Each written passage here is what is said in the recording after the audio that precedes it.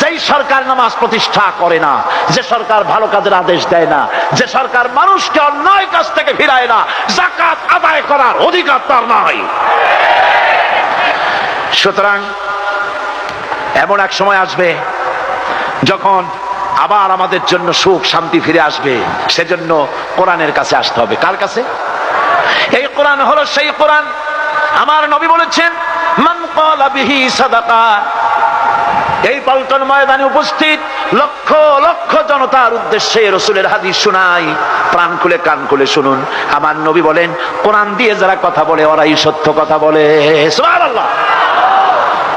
আপনার নেতা বক্তৃতা করতে আসে, না আছে কোরআন, না আছে হাদিস, সব নিজেদের মন গড়া কথা, ঠিক কিনা? কোরআন দিয়ে যারা কথা বলে তারা সত্য কথা বলে, কোরআন দিয়ে যারা মানুষকে ডাকে ওরাই সঠিক পথের দিকে ডাকে। যেই ডাক শুরু হয় দুনিয়া থেকে, আর এর যাত্রা শেষ হয় জান্নাতুল ফেরদাউসে গিয়ে। আখরাজাহু তিরমিজি, তিরমিজি শরীফের হাদিস এটি। সুতরাং ইন্নাদ দীন ইনদাল্লাহিল ইসলাম, জীবন ব্যবস্থা কেবলমাত্র কোনটা? জোরে বলেন কোনটা? এই ইসলামের আইনের সামনে মাথা নত করে দিতে হবে।